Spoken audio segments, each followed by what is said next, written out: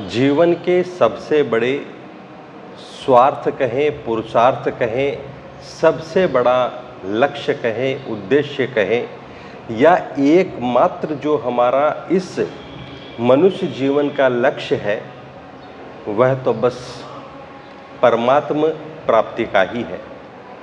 न जाने कितने जन्मों में हम किन किन योनियों में रहे, यह ईश्वर की कृपा हमारे प्रति विशेष अनुग्रह रहा होगा कि हम मनुष्य शरीर में आए इस जीवन में, वह भी इस विश्व की अद्भुत धरा भारत में। तो यह इसमें हमारा कोई पुरुषार्थ हो ऐसा तो हो नहीं सकता, क्योंकि जन्म हमारे हाथ में था ही नहीं। तो यह ईश्वर का विशेष अनुग्रह, अहेतु की कृपा हम सब पर है, और है तभी तो हम मनुष्य शरीर में हैं। और ऐसे मनुष्य शरीर में रह कर भी हम उस मार्ग पर तब तक नहीं चल पाते जो मार्ग हमें अपने सबसे बड़े लक्ष्य की तरफ लेकर जाता है, जब तक कि उस परमात्मा की अहेतु की कृपा हम पर न हो। नहीं तो इतने साधन, इतने माया के प्रपंच यहाँ पर है हमारे ध्यान को भटकाने के लिए कि हमारी उम्र चाहे जो भी हो जाए, हम उसी में रचे बसे रहते हैं। तो इस ईश्वर के इस हम पर विशेष अनुग्रह को अनुभव करते हुए और उसके बाद श्री सिद्धि विनायक जी महाराज और श्री हनुमान जी महाराज के इस पवित्र प्रांगण में इमामी फाउंडेशन की सहृदयता और उनके विशेष प्रयत्न से, विशेष अनुग्रह से ऐसी सुंदर व्यवस्था का आनंद लेने के लिए हम सब उपस्थित हुए। हम सब दूर दूर से यहाँ पहुँचे भी हैं, और जो लोग विज्ञान के माध्यम से हमारे साथ जुड़ रहे हैं तो उन पर भी भगवान की विशेष ही कृपा है, क्योंकि विज्ञान ने हमारे जीवन को आरामदायक तो बनाया ही है। जगह की दूरी हो सकती है, लेकिन वो विज्ञान के माध्यम से साथ जुड़े हैं, तो यह बात भी ईश्वर की विशेष कृपा के रूप में ही है। इन सारी कृपाओं को अनुभव करते हुए और जिस श्रद्धा, जिस विश्वास, जिस समर्पण के वशीभूत हुए आप सब यहाँ उपस्थित हुए हैं, उस श्रद्धा, उस विश्वास, उस समर्पण को हृदय के अंतरतम कोने से नमन करते हुए, प्रणाम करते हुए आप सबको भी बहुत बहुत प्रणाम, वंदन, क्योंकि आपने हम सबको इस सेवा का मौका दिया। क्योंकि वशीभूत तो हम इन्हीं सब चीज़ों के हो सकते हैं। आइए हम सब इस योग यज्ञ में प्रवेश करें, जो निर्जला एकादशी के पवित्र दिन से शुरू हुआ और आज हम तीसरे दिन की यात्रा में प्रवेश कर चुके हैं। क्रियात्मक रूप से तो हम योग का अभ्यास करेंगे ही, आज भी कुछ अलग अभ्यासों को करने की कोशिश करेंगे, लेकिन भाव ये नहीं है कि हम विविधता लाने के लिए अलग अलग अभ्यासों को करें। हमें अभ्यास करने हैं, एक संपूर्णता हमारे अंदर आ सके, और ये जो सुअवसर हमें मिला है इसका उपयोग हम इस रूप में कर सकें कि क्रियात्मक रूप से हम किसी भी योग के अभ्यास को करते रहें, लेकिन हमारा एकमात्र उद्देश्य हो कि हम योग के मूल तत्व तक अपने आप को जितना हो सके उतना अग्रसर करा सके। तो आइए हम सब सीधे सहज होकर बैठेंगे, अपने शरीर, मन और आत्मा की स्थिति को एक बार अनुभव करेंगे, परीक्षण करेंगे। आती जाती श्वासों को अनुभव करेंगे। श्वास से ले रहे हैं तो ले रहे हैं, छोड़ रहे हैं तो छोड़ रहे हैं। फेफड़ों में प्राणवायु को पूरा भरने की कोशिश करेंगे और ओम की ध्वनि करेंगे 3 बार।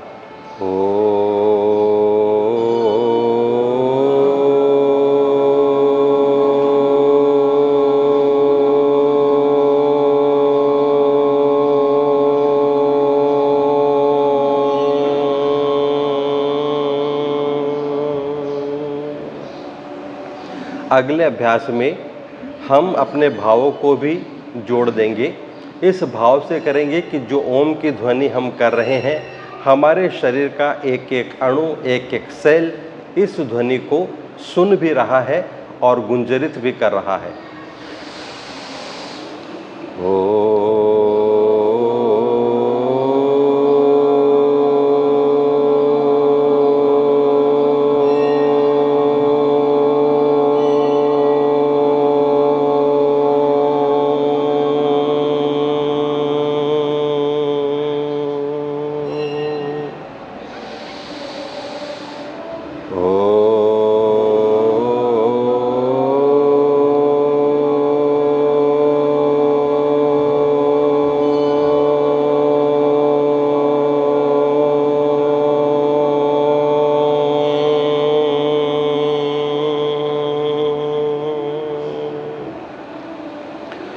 अपने अपने इष्ट देव से प्रार्थना करेंगे, उनको नमन करेंगे कि यह सत्र हम सबको अपनी अपनी मनोकामना और आवश्यकता के अनुरूप फल देने वाला सत्र हो। हम सब इस योग यज्ञ में प्रवेश करें। इसके लिए शुरुआती कुछ भूमिका के रूप में हम लोग बातें करेंगे। जैसे कल योग जो शरीर के रूप में हम लोग करते हैं, इसमें हमें क्या सावधानियां रखनी चाहिए, क्या इसके फ़ायदे नुकसान पर तो हम लोग जाएंगे ही नहीं, क्योंकि वो तो अनंत बात है। और जो हमें विशेष सावधानियां, इनकी अवधि, इन सब के बारे में चर्चा हम लोगों ने करी थी। और आज इस क्रम में हम बेसिक जो योग का विषय है उस पर थोड़ी सी चर्चा करेंगे। अपने अभ्यासों को करते भी रहेंगे। शुरुआत करेंगे त्राटक से ही, क्योंकि कुछ लोग नए भी हैं। इस तरह से अंगूठे को सीधा रखकर किसी एक पॉइंट पर दृष्टि को केंद्रित कर देते हैं और इससे हमारी धारणा शक्ति का विकास भी होता है और दृष्टिगत जो समस्याएं कई तरह की होती है उन्हें हम कंट्रोल या उनका कंप्लीट निराकरण भी कर पाते हैं। इसकी मैक्सिमम कोई लिमिट है नहीं, जितनी हमारी क्षमता हो उतनी देर तक हम त्राटक का अभ्यास कर सकते हैं। आज के लिए इतना ही। अगला अभ्यास हम अपनी आँखों के लिए ही फिर से करेंगे। इस तरह से आँखों को खोलकर सामने की तरफ पहले देखते हैं और फिर एकदम छत की तरफ लेकर जाते हैं आँखों को, और फिर धीरे धीरे धीरे धीरे एकदम जितना नज़दीक अपने ला सके दृष्टि को लेकर आते हैं। फिर वापस ऊपर की तरफ और ऐसे ही वापस नीचे की तरफ बीच में लाकर रुकते हैं। अब एकदम दाहिनी तरफ आँख की पुतलियों को लेकर जाना है, फिर बीच में आकर रुके। एकदम बाईं तरफ बीच में आकर रुके। अगेन राइट बीच में, अगेन लेफ्ट और फिर बीच में। एक बार फिर ऊपर की तरफ लेकर जाएंगे और यहाँ से दाहिनी तरफ होते हुए नीचे, फिर बाईं तरफ होते हुए ऐसे गोलाकार रूप में 2-3 बार आँखों को घुमा लेंगे और फिर यही क्रिया वापस विपरीत दिशा में भी कर लेंगे। ये अभ्यास हम लोगों ने किया। अगले अभ्यास में श्वासों को छोड़ते हुए ठोड़ी को लगाएंगे छाती से और भरते हुए एकदम पीछे की तरफ ले जाते हैं, छोड़ते हुए आगे, भरते हुए पीछे, बीच में आकर रुकेंगे। फिर एकदम दाहिनी तरफ गर्दन को ले जाते हैं, श्वासों को भरते हुए बीच में लाकर छोड़ देते हैं, फिर भरते हुए बाईं तरफ, छोड़ते हुए बीच में। अगले अभ्यास में श्वासों को छोड़ते हुए गर्दन को एकदम दाहिने कंधे की तरफ ले जाते हैं, भरते हुए बीच में, फिर छोड़ते हुए बाईं तरफ, भरते हुए बीच में।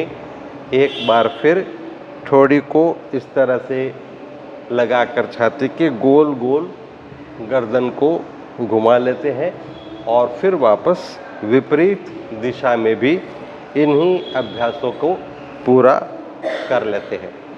ये अभ्यास हम लोगों ने पूरा किया और अब करेंगे सर्वाइकल हेल्थ के लिए इन अभ्यासों को।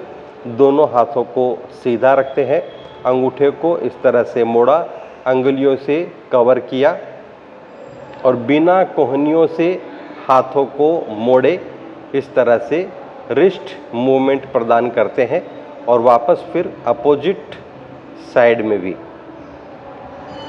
अगले अभ्यास में दोनों हाथों को ऊपर लेंगे इस तरह से, एक हाथ से दूसरी कलाई को पकड़ेंगे, लंबी गहरी श्वास से भरेंगे और फिर अंदर ही श्वासों को रोककर हाथों को सिर से पीछे लिया और फिर दाहिने हाथ से खींचा बाएं हाथ को।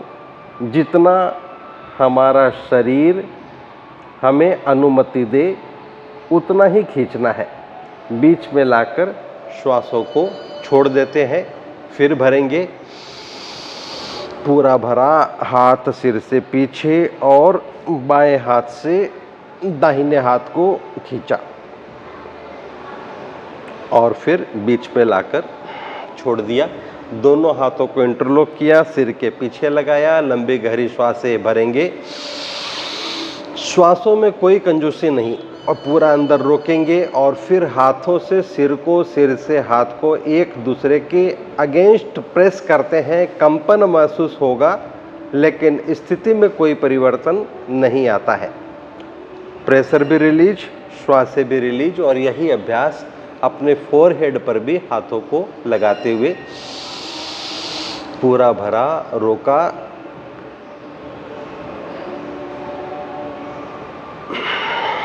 प्रेशर, श्वास दोनों रिलीज। दाहिने हाथ की हथेली को दाहिने कान के ठीक ऊपर ऐसे रखा, श्वासों को भरा, रोका, हाथ से सिर को, सिर से हाथ को एक दूसरे के विपरीत धक्का देंगे और फिर यही अभ्यास बाएं हाथ से भी। अब ये छोटी छोटी बातों को ध्यान में रखने से क्या होता है, एक सज्जन थे जो हमको अभी वानप्रस्थ आश्रम में ऋषिकेश में, वो भी कथा में आए थे, योग सत्रों में भी उन्होंने भाग लिया था।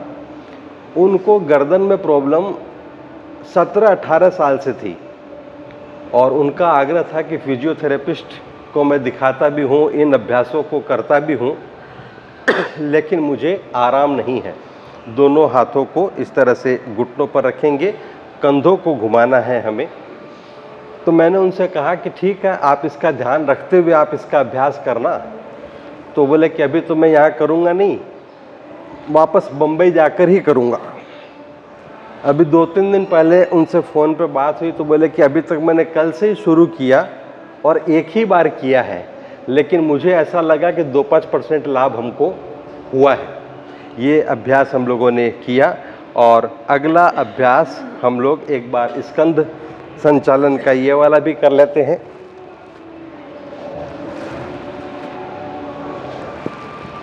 और फिर वापस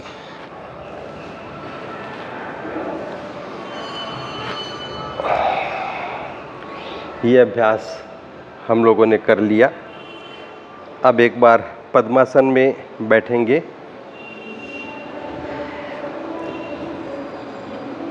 योग मुद्रासन का अभ्यास करेंगे। कल हमने मंडूकासन का किया था। मंडूकासन और योग मुद्रासन के लाभ लगभग एक जैसे हैं।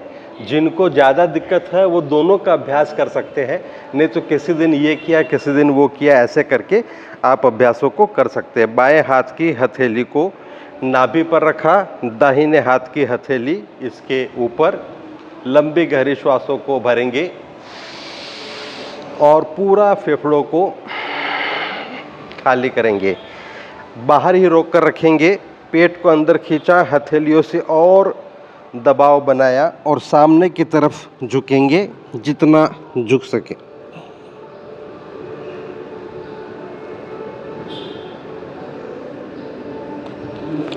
श्वासों को भरते हुए बैठ जाएंगे। अब दाहिने हाथ की हथेली नीचे, बाएं हाथ की ऊपर, गहरा भरा, पूरा खाली, पेट अंदर खींचेंगे, हथेलियों से दबाव बनाएंगे और सामने की तरफ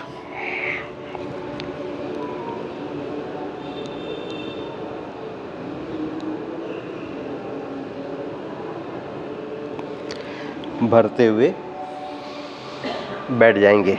दोनों हाथ पीछे लेंगे, दाहिने हाथ से बाएं हाथ की कलाई को पकड़ेंगे, श्वासों को गहरा भरेंगे, पूरा खाली करेंगे और इसके बाद सामने की तरफ झुकेंगे।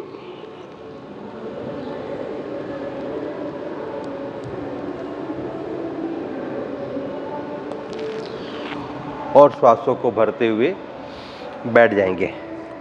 पाँवों को खोल लेंगे। हम लोग बटरफ्लाई भी करते हैं। जो बटरफ्लाई शुरू में नहीं कर सके वो इस आसन का या व्यायाम का भी लाभ ले सकते हैं। ये घुटनों के लिए भी अच्छा है और पेल्विक रीजन और नितंब और थाइज के लिए भी अच्छा है। जैसे एक पैर सीधा है, दाहिने पैर को या किसी भी पैर को मोड़ा और इसकी जांघ पर इस तरह से रख दिया।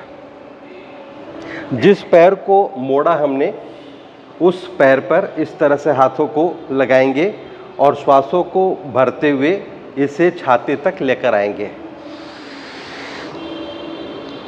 और छोड़ते हुए फिर ऊपर से दबाव देते हुए एकदम जमीन से लगा देंगे। फिर वापस भरते हुए और छोड़ते हुए। तो ये पार्ट पार्ट में हम उसी लाभ को ले सकते हैं और यही अभ्यास फिर बाएं पैर से, जिस पैर से पहले किया दूसरे पैर से अब कर ले। एकदम सिंपल अभ्यास है। इस तरह से श्वासों को भरते हुए और छोड़ते हुए। इसको आप एक हाथ से भी दबा सकते हैं, चाहे दोनों हाथ से भी दबा सकते हैं, कोई दिक्कत नहीं।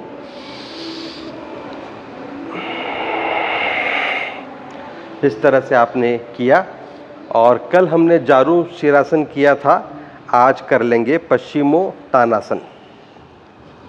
उसके पहले चक्की आसन। चक्की आसन को पहले क्यों करते हैं कि हमारे शरीर की फ्लेक्सिबिलिटी थोड़ी सी बढ़ जाती है।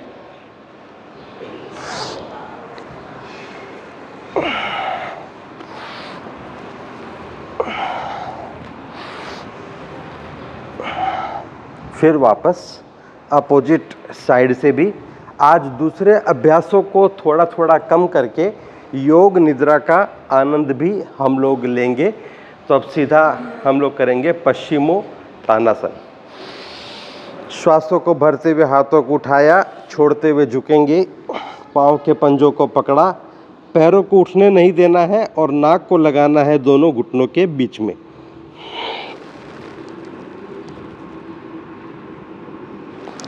और श्वासों को भरते हुए फिर से बैठ जाते हैं। अब हम लोग प्रवेश करेंगे प्राण योग में और इसको भी थोड़ा जल्दी करके, क्योंकि 15 से 20 मिनट लगेंगे योग निद्रा में, तो आज हम लोग उसका भी लाभ लेंगे। जिस आसन में आपको अनुकूलता हो उसी आसन में बैठ सकते हैं। निश्चित रूप से आपका टारगेट ये रहे कि आप पद्मासन में बैठ सकें। अपने आप को सहज कर लेंगे।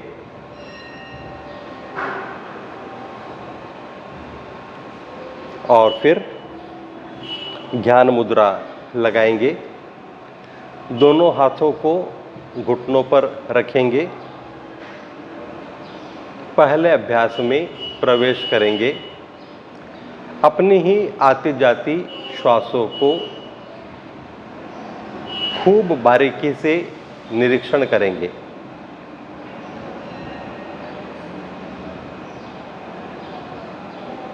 श्वासों की लंबाई को आपको समझ आएगा कि मुझे लंबी श्वासें अपने आप आ रही है और जा रही है, या ये उथली है। उथली मतलब छोटी छोटी श्वासें हैं।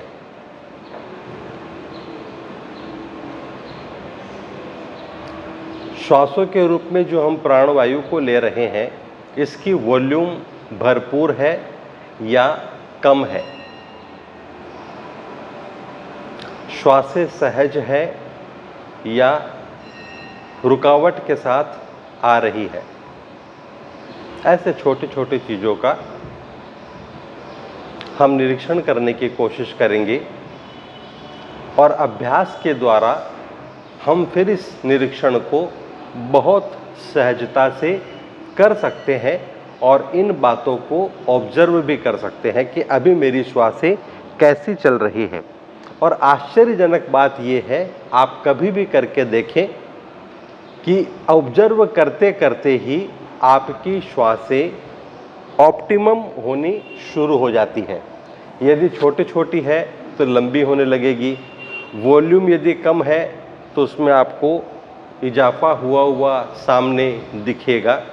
और इसी के साथ हमारे मन की स्थिति भी जुड़ी होती है। तो जैसे आपकी श्वासें नियमित और स्थिर होती जाएंगी, आप अपने मन को भी स्थिर होता हुआ महसूस करेंगे। और यह घंटों दिनों वाली बात नहीं है, 1-2 मिनट में आप महसूस कर सकते हैं। अगला अभ्यास अब इसे हम प्रयास के साथ करेंगे। गहरा भरेंगे फेफड़ों में और बिना रोके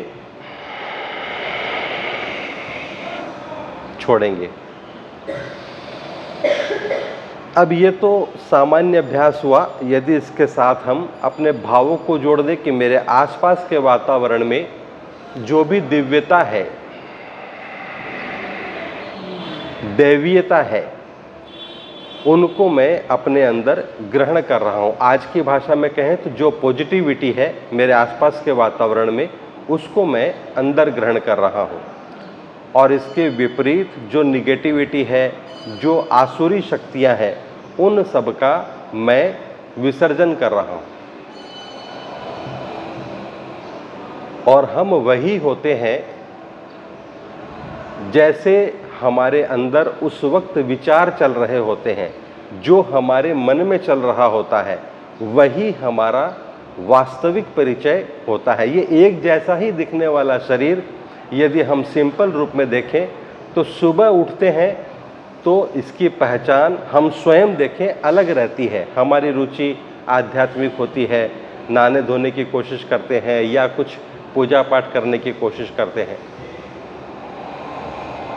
थोड़ी देर बाद जब अगले गियर में जाते हैं कि काम धंधे पर निकलना है, तो हम फिर दुनियादारी के लिए अपने आप को तैयार करते हैं।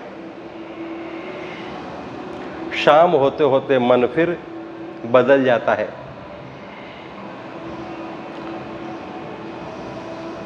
फिर हम भोगी बन जाते हैं और सो जाते हैं। तो ये हमारे अंदर सामान्य रूप से भी देखें तो परिवर्तन आता रहता है। और जब हम किसी को कहते हैं कि भाई आजकल तो आप बदल गए, तो वो इंसान थोड़ी बदल जाता है ना, उसकी लुक बदल जाती है, उसके जो हमारे प्रति भाव थे वो बदल जाते हैं। और हम कहते हैं कि भाई अब तो तुम बदल गए, पहले वाली बात रही नहीं। अब जिनको कोई प्रॉब्लम नहीं है हाइपरटेंशन की या हार्ट की, वो इस अभ्यास को करेंगे।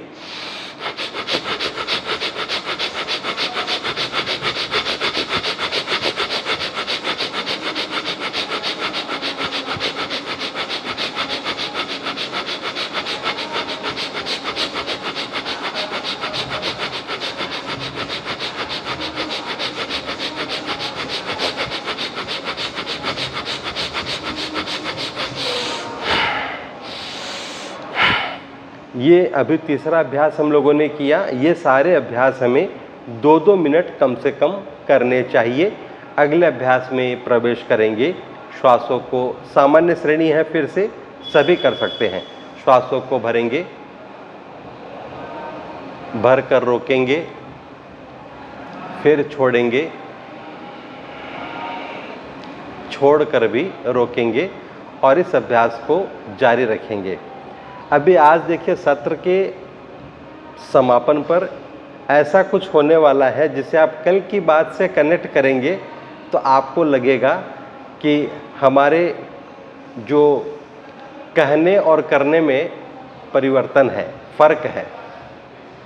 कल आपसे ऐसा आग्रह किया था कि आप अपने अभ्यास में जिसमें आपका प्रवेश है उसको करते रहें, कि अभ्यास के बाद लिक्विड लेना हो तो 20 मिनट तक, और यदि कोई सॉलिड फूड लेना हो तो आधे घंटे इंतज़ार करना चाहिए। लेकिन मुझे यहाँ से दिख रहा है कि इसके बाद अल्पाहार के लिए सामान आ चुका है। तो अब आपको ये नहीं देखना है कि अब आधे घंटे रुककर फिर इसको ग्रहण करना है। देश काल परिस्थिति के अनुसार हम अपने नियमों में बदलाव कर सकते हैं। जैसे एक सेठ जी थे, ये कहानियाँ आपने भी सुनी होगी। एक दिन वो अपने मंडली में बैठे हुए थे। सेठा जी ने कहा कि घर में फलानी चीज़ ख़त्म हो गई है। तो उन्होंने जाके, नौकर ने जाकर सेठ जी से कहा कि सेठ जी घर में फलानी चीज़, चाहे नमक रहा हो, चीनी रही हो, आटा रहा हो, ख़त्म हो गया। सेठ जी को बड़ा गुस्सा आया कि इतने लोगों के सामने बेइज्जती कर दी। तो बोले कोई बात को धीरे से आके बोलना चाहिए। उसने कहा ठीक है। कुछ दिनों के बाद घर में आग लग गई। अब वो पहुंचा तो सेठ जी मंडली में बैठे तो चुपचाप खड़ा है। जब सब उठे तो सेठ जी ने बोला बता क्या बात है? बोले घर में आग लगी हुई है।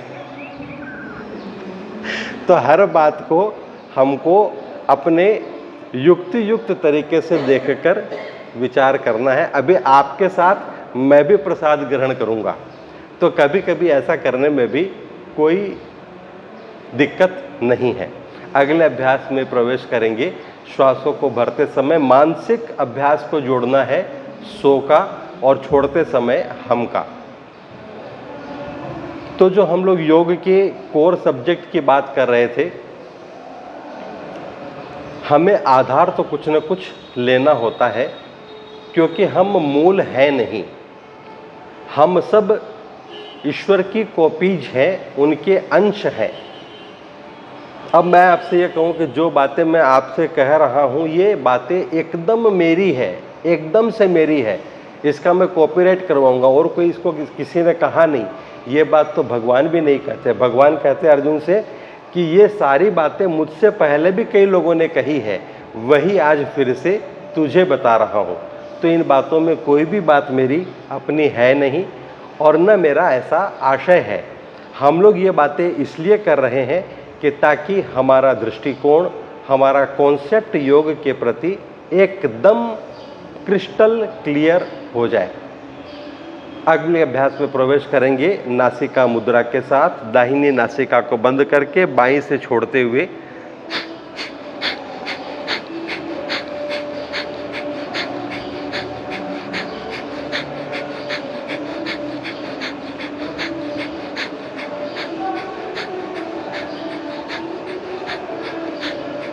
और बाईं नासिका से छोड़ते हुए विराम देंगे।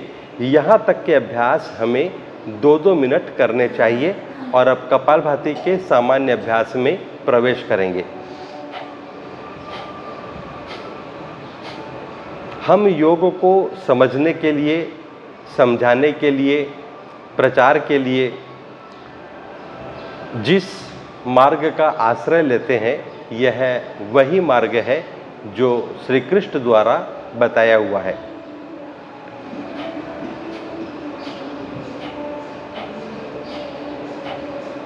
योगेश्वर श्री कृष्ण कहते हैं 4थे अध्याय के पहले श्लोक में कि मैंने इस योग को, और योग नहीं कहते, अविनाशी योग को, नीचे आप देखेंगे बोर्ड में भी अविनाशी लिखा हुआ है। इसकी प्रेरणा हमें वहीं से मिली, क्योंकि हम तो उसी योग का प्रचार करते हैं, तो यह अविनाशी योग ही है। कपालभाति का अभ्यास करते रहेंगे। सृष्टि के आरंभ में सूर्य को बताया था, सूर्य ने अपने पुत्र वैवस्वत मनु को बताया, मनु ने अपने पुत्र राजा इक्ष्वाकु को बताया, वहाँ से राजर्षियों ने ब्रह्मर्षियों ने इसे परंपरा से जाना और आज यह लुप्त प्राय हो गया है, तो मैं तुम्हें फिर से बता रहा हूँ। तो ये वही योग है। हमारे जो ऋषि मुनि थे वो भी किसी वैज्ञानिक से कम नहीं थे। तो भगवान की बातें तो यदि हमारे समझ में आ ही जाए तो फिर कहना ही क्या। अब भगवान की बातें कैसी है, महाभारत का प्रसंग आप कपालभाति करते रहे। जब अश्वत्थामा ने द्रौपदी के 5 पुत्रों को मार दिया तो फिर भगवान कृष्ण अर्जुन से कहते हैं कि ब्राह्मण को कभी मारना नहीं चाहिए, क्योंकि ब्राह्मण को मारने से ब्रह्म हत्या लगती है। और कहते हैं कि आतताई को, बालकों की हत्या करने वालों को छोड़ना नहीं चाहिए। अब कृष्ण ये बात कह रहे हैं और अर्जुन आश्चर्यचकित हो गए, बोले कि मुझे करना क्या ये तो बताओ। आप कहते हो कि ब्राह्मण को मारना नहीं चाहिए और अश्वत्थामा तो ब्राह्मण है ही, गुरुपुत्र है, और फिर आप कहते हो कि बालकों की हत्या करने वाले को, आतताई को छोड़ना नहीं चाहिए, तो मैं करूं क्या। तो भगवान की बातें तो ऐसी ही है, क्योंकि हरि अनंत, हरि कथा अनंता। सामान्य दुनिया में भी हम देखते हैं कि जो बड़े लोग होते हैं वो कोई एक बात कहते हैं तो हर पत्रकार या हर आदमी उस अपने अपने तरीके से उसका अर्थ निकालता है। इसी तरह से भगवान ने गीता जी का ज्ञान अर्जुन को दिया। ऐसा कहते हैं कि उस समय भी सब उसको सुन नहीं पाए, कुछ लोगों ने ही उसको सुना था। तो भगवान ने तो एक ही बात कही, लेकिन उसके अर्थ जिसने जिस भाव से सुना वैसे वैसे निकलते गए। और इसका प्रमाण क्या है? इसका प्रमाण यह है कि यदि हम आज देखें तो कितनी टीकाएं हमें गीता जी पर मिलेगी, बहुत टीकाएं मिलेगी। और प्रायः संत लोग अपने भाव उनके अंदर जागृत होते हैं, एक टीका और लिख देते हैं। इतनी बातें तो भगवान ने कही नहीं। यदि आप उसको गीता जी की सारी को व्याख्या को खोल के देखें तो उनके शाब्दिक अर्थ है लगभग आपको एक ही मिलेंगे, क्योंकि उसमें तो भेद हो नहीं सकता। लेकिन जो उनके इंटरप्रिटेशन है वो आपको सब भिन्न मिलेंगे। तो यदि हम योग की भी बात करें तो कई लोग ऐसा स्वीकार करते हैं कि गीता जी पूरा का पूरा योग शास्त्र है, और वो ऐसा दावा भी करते हैं कि हम इसी धारा का प्रचार करते हैं। और फिर उनके अंदर जो भाव होते हैं या जो उनकी विचारधारा है उसको प्रमाणित करने के लिए उसका वो उपयोग करते हैं। लेकिन मेरा ऐसा कोई आशय नहीं, मैं तो आपके सामने अपनी बातों को रखूँगा, आप अपने विवेक से उसको एनालाइज करें और आपको जो उचित लगे आप उसको ग्रहण करें।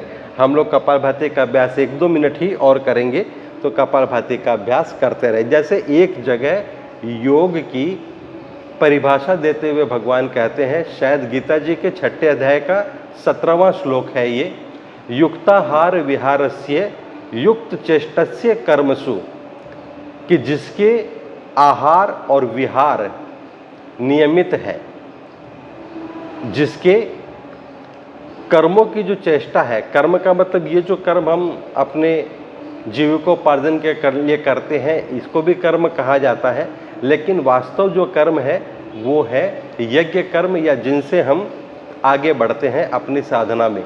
कपालभाति का अभ्यास करते रहें, जिसका आहार विहार नियमित है, युक्ति युक्त है,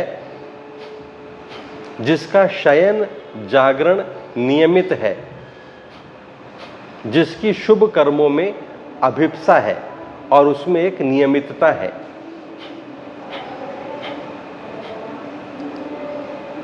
और साथ में क्लैरिफिकेशन देते हैं कि जो बहुत अधिक खाता है या जो बहुत कम खाता है, जो लाइन मैंने आपको कही श्लोक की उसका वास्तव में अर्थ ये है, लेकिन रिलेटिवली उसको भी जोड़ा क्योंकि दूसरे श्लोक की बात है वो, लेकिन हमें समझने में आसानी होगी कि जो बहुत अधिक खाता है या जो एकदम कम खाता है, जो बहुत अधिक सोता है। आजकल जो, अब क्या कहूँ मैं, ऐसा लेकिन कहा जाता है कि आदमी को पूरी शरीर को रेस्ट देनी चाहिए, 8 से 10 घंटे सोना चाहिए। तो उसके ऊपर भी यह बात है कि जो बहुत अधिक सोता है और फिर कोई कहे कि भी हमको तो काम इतना है, सोने की फुर्सत नहीं, घंटे 2 घंटे 4 घंटे सोते हैं, उसको भी छोड़ा नहीं। जो एकदम कम सोता है उसके योगी बनने की कोई संभावना नहीं है। युक्ताहार विहारस्य युक्त चेष्टस्य कर्मसु, जिसके आहार विहार नियमित है, शयन जागरण नियमित है, कर्मों में नियमितता है, ऑप्टिमम, न अधिक न कम, अपनी आवश्यकता अनुसार रुचि अनुसार खाता है और अपने आवश्यकता अनुसार सोता है, वही योग के पथ पर आगे बढ़ता है और साधक तो होता ही है। यदि ऐसी ईश्वर की कृपा हो तो किसी जन्म में योगी भी हो सकता है। अब हम लोग चलेंगे अगले अभ्यास पर। इस अभ्यास में 3 बंध लगते हैं। जब हम नाभि के नीचे का जो पेट का हिस्सा है उसको अंदर खींचते हैं तो यह होता है हमारा मूल बंध। ये और भी अच्छा लगेगा यदि हम अपनी मूत्रेंद्रियों को और एनस को अंदर की तरफ खींच लेते हैं, गुदा द्वार को, तो हमारा फिर ये मूल बंध और भी अच्छा लगता है। नाभि के ऊपर का जो पेट का हिस्सा है इसको जब अंदर खींचते हैं तो ये हमारा उड्डयन बंध होता है, और जब हम ठोड़ी को छाती से लगा लेते हैं तो यह जालंधर बंध होता है। तो अपनी आवश्यकता और ज़रूरत के अनुसार, अब इस पर चर्चा करने का भी समय है नहीं, हमें इन बंधों का उपयोग करना चाहिए। 3 बंध के साथ यह अभ्यास होता है। गहरी श्वासों को भरेंगे, पूरा फेफड़ों को खाली करेंगे, श्वासों को बाहर ही रोक देंगे और तीनों बंधों को लगाएंगे।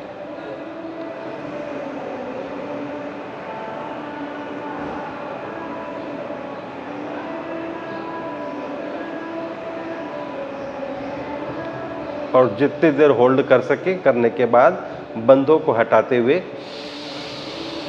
श्वासों को फिर से ग्रहण कर लेंगे।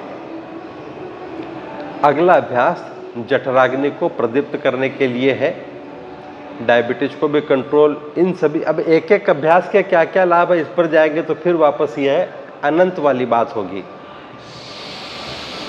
गहरा भरा, खाली किया, बाहर ही रोका और फिर पेट को खाली खींचना है और छोड़ना है।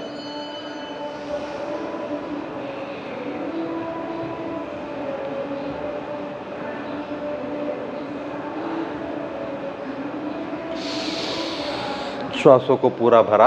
अगला अभ्यास उज्जाई का। ये सब हम लोग अभी समय की अल्पता के कारण एक एक बार कर रहे हैं, लेकिन आप इनका अभ्यास कम से कम 3 बार करें और विशेष लाभ, आपको रिलेटेड लाभ चाहिए तो आप इनकी आवृत्ति को और भी ज़्यादा बढ़ा सकते हैं।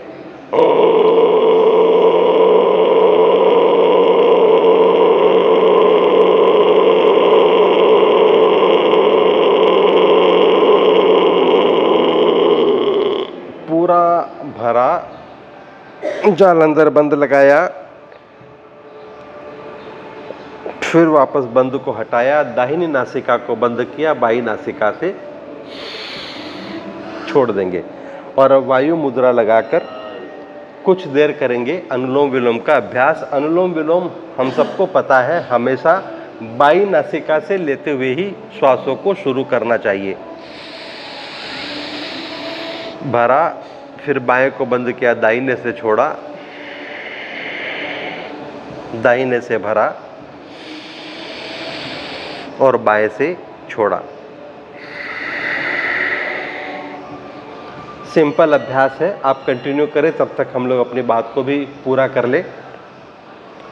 तो हम योग के प्रचार के लिए, आपके लाभ के लिए जिस धारा का आश्रय लेते हैं वो है योगेश्वर श्री कृष्ण द्वारा प्रतिपादित, उनके द्वारा उपदेशित योग, और वह भी प्रमाणित शास्त्र गीता जी का। अब हमारे जो ऋषि मुनि हैं वो सब भी वैज्ञानिक थे। उन्होंने भी देखा कि ये बातें, इस स्थिति तक सामान्य इंसान पहुंचेगा कैसे, क्योंकि जिस योग की बात भगवान कृष्ण करते हैं उस स्थिति में तो महात्मा अर्जुन भी पहुंच नहीं पाए, तो सामान्य इंसान कैसे पहुंचेगा।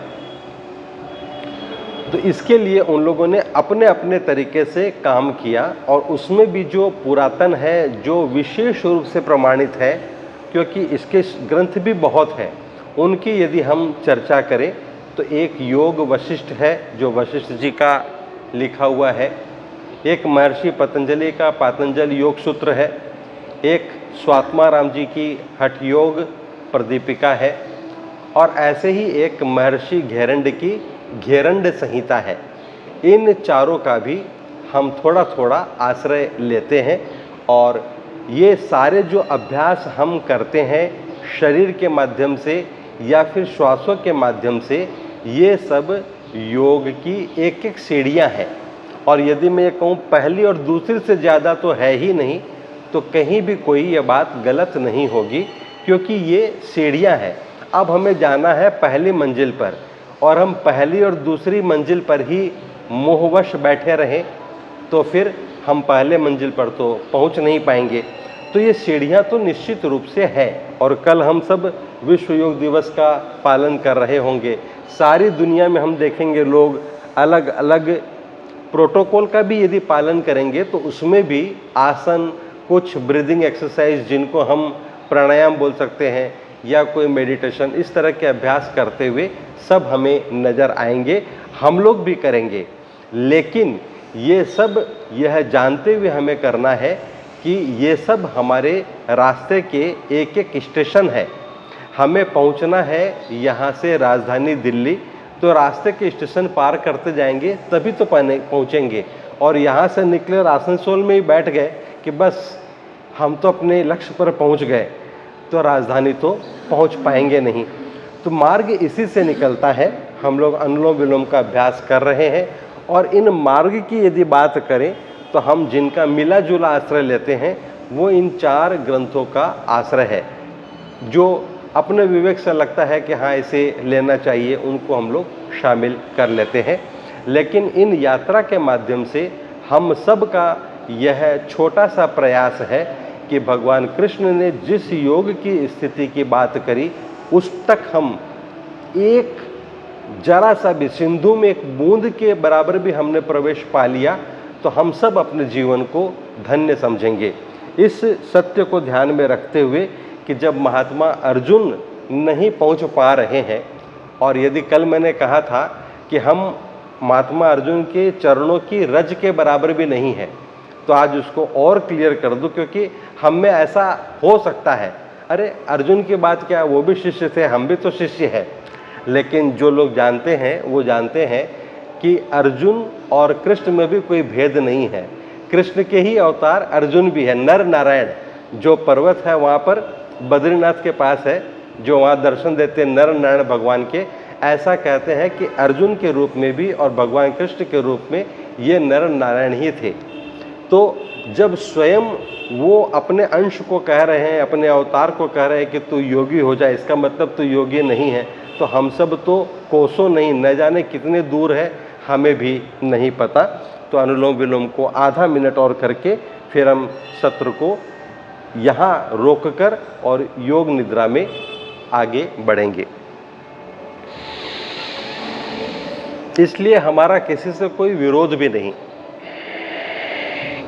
कल भी ये बात हो रही थी, प्राय ही होती है कि कौन सी विधि सही है, कौन सी गलत है, सब सही ही है। आप अपने विवेक से उसका चुनाव कर सकते हैं।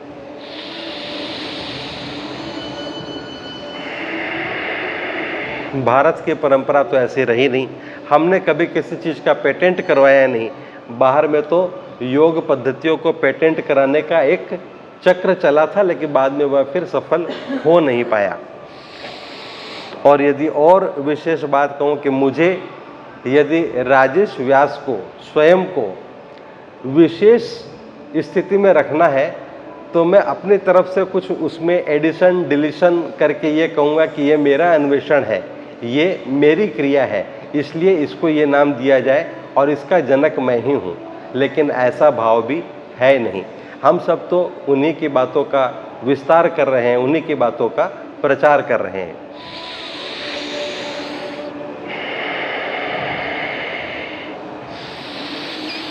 बाई नासिका से श्वासों को छोड़ते हुए इसे विराम देंगे। एक बार भ्रामरी करेंगे, एक बार ओंकार की ध्वनि करेंगे। ध्यान भी आज बहुत छोटा सा करेंगे, क्योंकि योग निद्रा में भी ध्यान का एक अच्छा खासा अभ्यास हो ही जाता है। तो बस ये करके फिर योग निद्रा में प्रवेश करेंगे।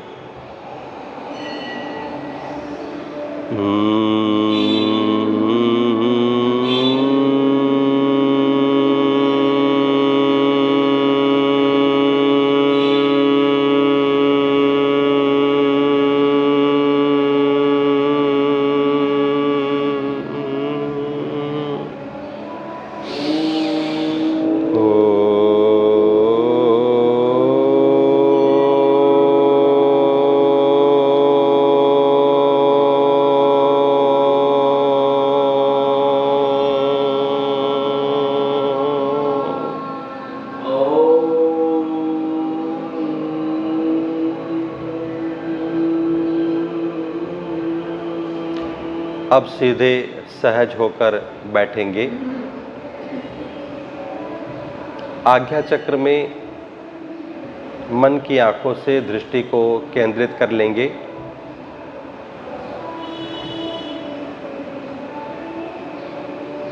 और बस एक छोटा सा भाव कि हम सब कौन हैं। कोई बड़े बाप का बेटा होता है तो वह हमेशा उसी अहम में रहता है कि मैं फलाने का बेटा,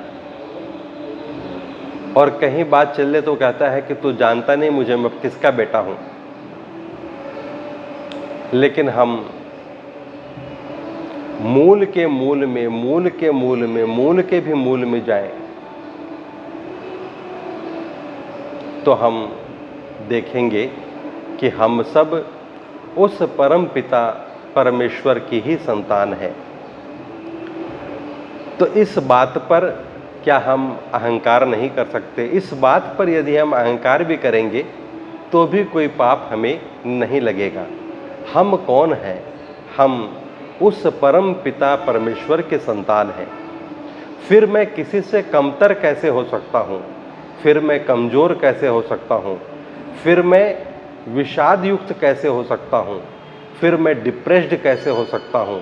फिर मैं निराशावादी कैसे हो सकता हूँ? फिर मैं हारने वाला कैसा हो सकता हूँ? और मेरा तो जन्म ही हुआ है अपने आप को पहचानने के लिए। हे ईश्वर, हम निरंतर इस स्मृति में रख सकें अपने आप को कि हम कोई और नहीं, और स्वयं हम अपनी आइडेंटिटी को फिक्स भी नहीं कर रहे।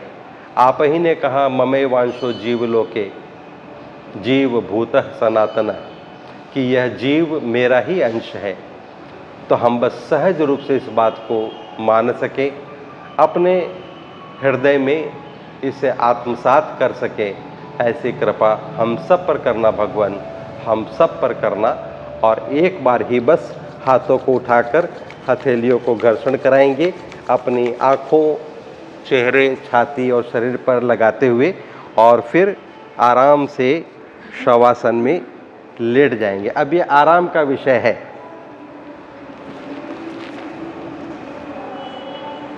आराम से लेटेंगे।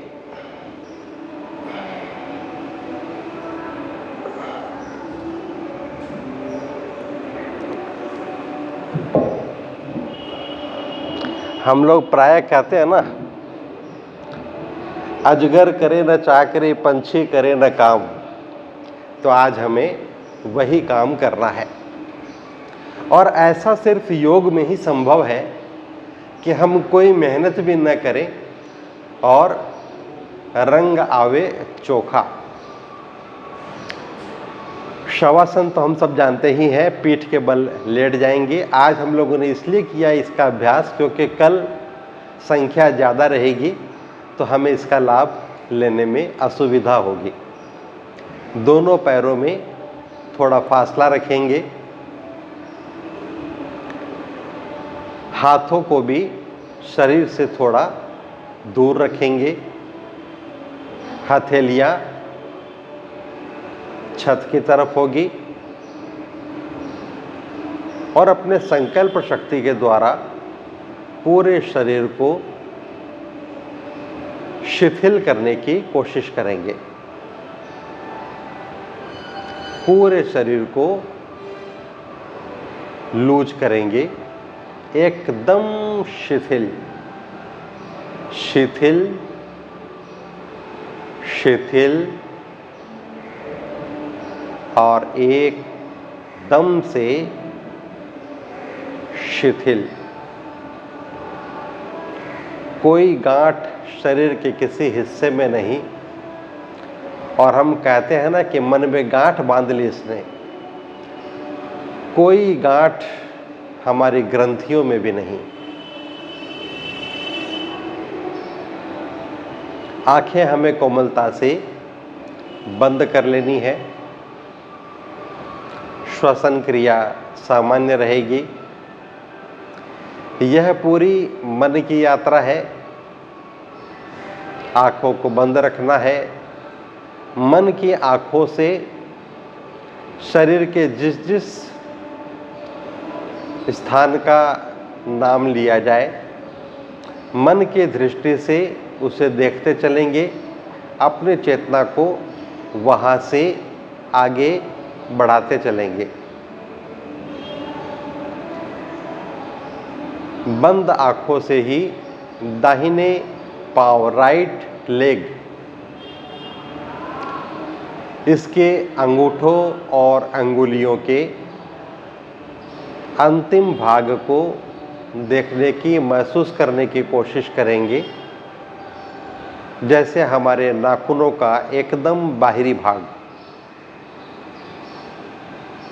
दाहिने पैर का वह हिस्सा जो चलते समय पृथ्वी से स्पर्श करता है।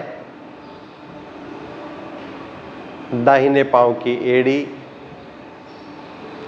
दाहिने पांव का एंकल, दाहिने पांव की पिंडली, दाहिने पांव का घुटना। अनुभव करें कि जिन जिन अंगों के क्षेत्र से होता हुआ मैं आया, मेरे शरीर में कोई तकलीफ नहीं, किसी तरह का कोई कष्ट नहीं। मेरा घुटना भी दाहिने पैर का ठीक है। दाहिने पैर की जांघ, और अब एकदम दाहिने हिस्से में आ जाएंगे। कमर का एकदम दाहिना हिस्सा, पेट का और पीठ का एकदम दाहिना हिस्सा, छाती का एकदम दाहिना हिस्सा, दाहिना कंधा, कंधे से लेकर कोहनी तक का भाग, कोहनी और कोहनी से लेकर कलाई तक का भाग, कलाई और कलाई से लेकर हथेली, अंगुली, अंगूठा और इनका अंतिम भाग शिथिल शिथिल, एकदम शिथिल। बाएं पैर में चलते हैं। अंगूठे और अंगुलियों का एकदम अंतिम भाग, बाएं पैर का वह भाग जो पृथ्वी से लगता है जब हम चलते हैं। बाएं पैर की एड़ी, एंकल, पिंडली, बाएं पैर का घुटना। अनुभव करें कि मेरा घुटना पूरी तरह से सशक्त और रोग मुक्त है। बाएं पैर की जांघ, अब कमर का एकदम बाएं तरफ वाला भाग, पेट और पीठ का बायां भाग, छाती का एकदम बायां भाग, बायां कंधा, कंधे से कोहनी तक का भाग, कोहनी से कलाई तक और कलाई से लेकर हथेली होते हुए अंगुली और अंगूठों का अंतिम भाग पूरी तरह से शिथिल।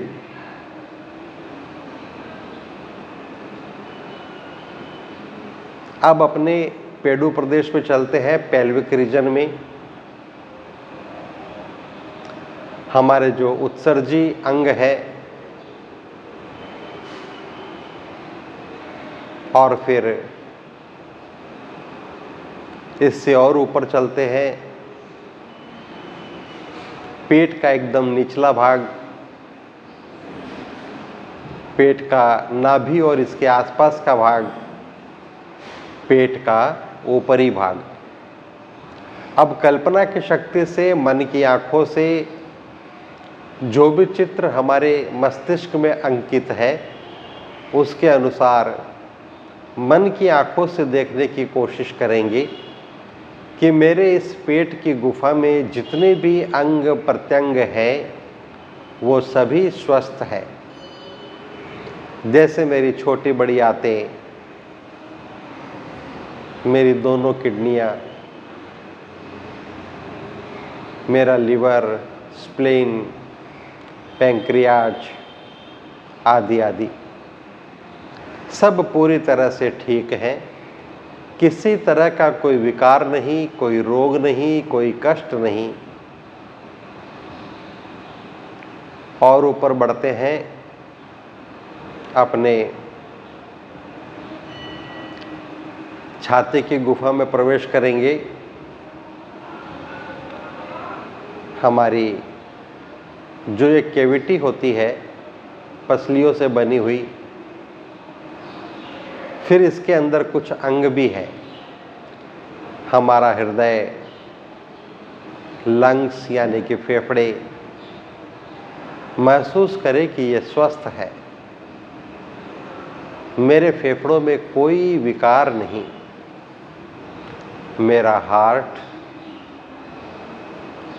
पूरी तरह से स्वस्थ है। जिस हृदय में मेरे इष्ट की छवि बसी हो वह हृदय रोगी हो नहीं सकता।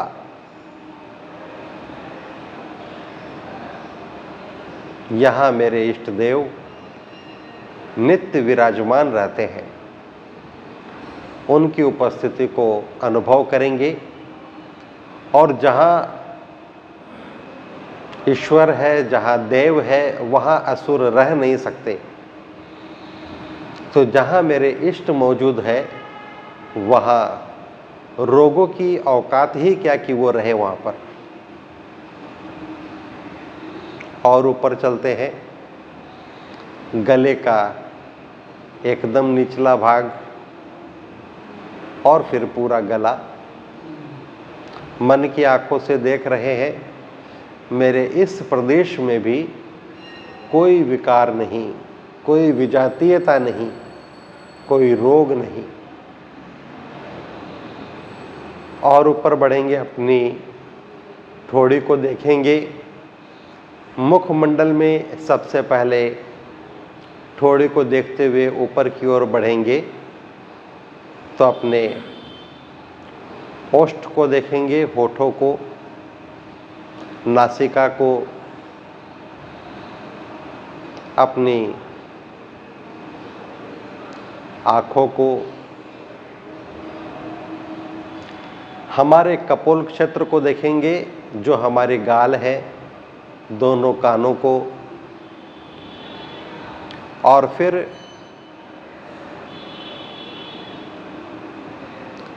हमारे ललाट क्षेत्र की तरफ बढ़ेंगे। हम सबको पता ही है यहाँ हमारा आज्ञा चक्र भी होता है। बस एक नज़र डालेंगे और ऊपर की तरफ बढ़ेंगे, सिर के ऊपरी भाग की तरफ। यही हमारा सहस्रार चक्र भी होता है। जब हम सहस्रार से जुड़ने लगते हैं तो हमारी आध्यात्मिक अनुभूतियाँ, हमारी चैतन्यता जागृत हो जाती है, होने लगती है और हमें अपने स्वरूप का थोड़ा थोड़ा भान भी होने लगता है। तो हम अभी इस प्रदेश में पहुंच चुके हैं तो हमें यह महसूस होने लगा है कि मैं ये शरीर तो नहीं, हाथ पैर, पेट छाती या फिर यह मस्तक ही मैं नहीं।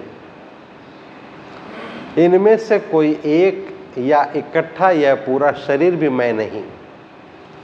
मन बुद्धि चित्त अहंकार भी मैं नहीं। मैं तो हूँ उस परम पिता परमेश्वर का अंश, अविनाशी परम चैतन्य आत्मा। यह शरीर मेरा रथ है। मैंने अपने कार्यों को करने के लिए, यज्ञ कर्मों को करने के लिए इसे चुना है। और जैसे किसी घर में रहने वाला प्राणी, वो कहता है कि मैं यहाँ रहता हूँ, लेकिन वह घर नहीं हो जाता, घर से पृथक रहता है। ऐसे ही मैं इस शरीर में रहता हूँ, यह मेरा निवास है, यह मेरा रथ है, लेकिन यह शरीर मैं नहीं हूँ। मैं तो परम चैतन्य जीवात्मा हूँ। तो अपने स्वरूप का अनुभव करते हुए अब मैं सहस्रार चक्र से ही सिर का जो ऊपरी भाग है, यहाँ से एक बार बाहर की दुनिया में प्रवेश कर रहा हूँ। अब मैं अपने शरीर से बाहर निकल चुका हूँ। शरीर से 2-2.5 फुट की ऊंचाई पर हूँ और मेरे बिना यह शरीर किस तरह से निढाल पड़ा है इस धरती माता पर, इसे मैं देख पा रहा हूँ और यह समझ भी पा रहा हूँ कि यह शरीर यदि कुछ है तो मेरे इस अविनाशी स्वरूप के कारण ही है। और चूंकि मुझे अब स्मृति है कि मैं परम चैतन्य जीवात्मा हूँ, मैं अंश हूँ अपने परमात्मा का, तो मुझ में यह भाव प्रबल हो चला है कि मैं जिसका अंश हूँ, भला उसे भी तो जान लूँ, देख लूँ, उसके दर्शन कर लूँ कि वह अंशी कैसा है। मेरी आर्त पुकार को मेरे इष्ट देवता सुन रहे हैं और परमात्मा तो भक्त वत्सल है ही, वो मेरे सामने साक्षात प्रकट है। मैं उन्हें देख भी पा रहा हूँ, दर्शन भी कर पा रहा हूँ और उनके शरीर के अंग प्रत्यंग से जो दिव्य आभाएं निकल रही है, उससे मैं अपने आप को आलोकित होते हुए, प्रकाशित होते हुए, जागृत होते हुए, शक्ति संपन्न होते हुए, शक्ति से भरते हुए अनुभव कर रहा हूँ। उनका शक्तिपात मेरे ऊपर हो रहा है। हे ईश्वर, आपकी अहेतुकी और बड़ी कृपा इस आपके अंश पर कि आपने मेरी आर्त पुकार को सुना और इस छोटे से अंश को आपने अपनी विराटता का अनुभव करवाया, दर्शन दिया। लेकिन मुझे पता है कि मेरा जन्म या इस शरीर में प्रवेश जिन उद्देश्यों की पूर्ति के लिए हुआ है, वो अभी बाकी है। और इसका बोध रखते हुए, अपनी जिम्मेदारियों को समझते हुए, मुझे फिर से इस शरीर का आश्रय लेना पड़ेगा और जहाँ से मैं निकला था अपने सिर के ऊपरी भाग से, वहीं से फिर से प्रवेश कर रहा हूँ अपने इस शरीर में। लेकिन अब बात बदल चुकी है। अब मैं वह नहीं जो पहले था। अब मैं टूटा हुआ, कमजोर, रोगग्रस्त, समस्याओं से ग्रसित, परेशान या राग, द्वेष, क्रोध, लोभ, मोह, अहंकार में पिसा हुआ जीवात्मा नहीं हूँ। अब मैं अपने अंशी का दर्शन कर चुका हूँ, उनके तेज का वर्ण कर चुका हूँ, उनकी शक्तियों को अपने अंदर आत्मसात कर चुका हूँ। और यदि मैं स्वयं को अर्जुन मानूं तो मेरे साथ भी वही घटित हो चुका है जो महात्मा अर्जुन के साथ हुआ था। सारा गीता जी का उपदेश सुनने के बाद कहते हैं, हे केशव, नष्टो मोहा स्मृतिर्लब्धा, मैंने अपनी स्मृति को प्राप्त कर लिया है। मेरे मोह, मेरे संशय, मेरे भ्रम मिट चुके हैं। अब मैं समझ गया हूं कि मुझे क्या करना है। अब आप जो कहोगे वही मैं करूंगा। अब मैं युद्ध करूंगा। हम सब ने भी अपने अंदर इन सब चीज की प्रतिध्वनि सुनी है, इन सब को अपने अंदर महसूस किया है और इन सब ईश्वरीय बोध को आत्मसात किया है। इन सारी बातों को एकदम प्रत्यक्ष अनुभव करते हुए आंखों को अभी भी बंद ही रखेंगे, दोनों हाथों को छत की तरफ उठाएंगे, घर्षण करवाएंगे हथेलियों को और फिर अपनी बंद आंखों, चेहरे और पूरे शरीर पर इसकी ऊष्मा के रूप में ईश्वरीय दिव्यता का अनुभव करते हुए शरीर में घुमा लेंगे और खूब आराम से धीरे धीरे आंखों को खोल लेंगे।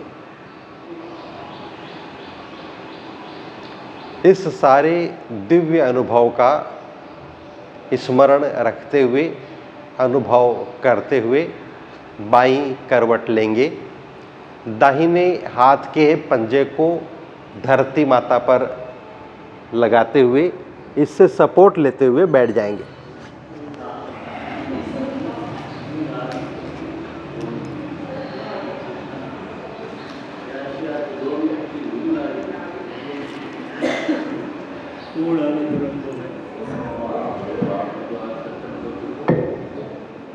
आने उठा दे।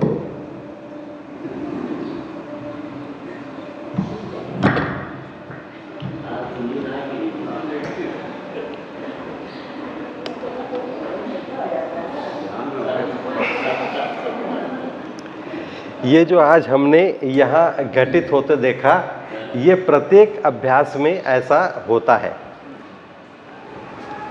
मैं अकेले भी योग निद्रा करता हूँ तो आप यकीन करें, पूरी योग निद्रा मेरी कभी होती ही नहीं है, वो बीच में।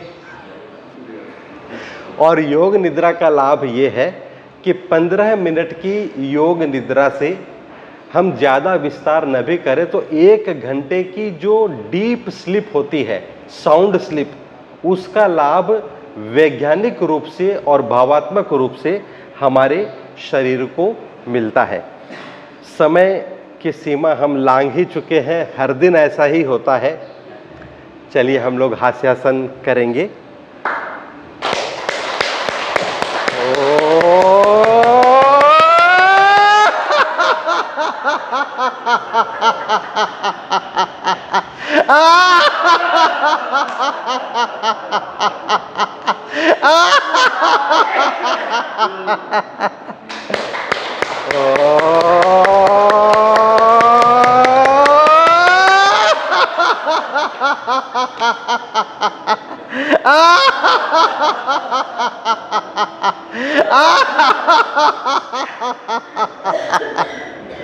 आप सबका साथ मिला, हम सब ने आनंद लिया।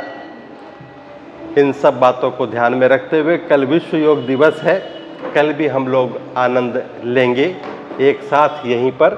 और तब तक के लिए, इससे पहले कि हम लोग आपसे विदा लें, आप ये सब सत्र, हरि की कोई भी बात कभी अंत नहीं होता। हम लोग क्या कहते हैं, इसका विश्राम होता है। और अगले दिन फिर हम वहीं से शुरू करते हैं।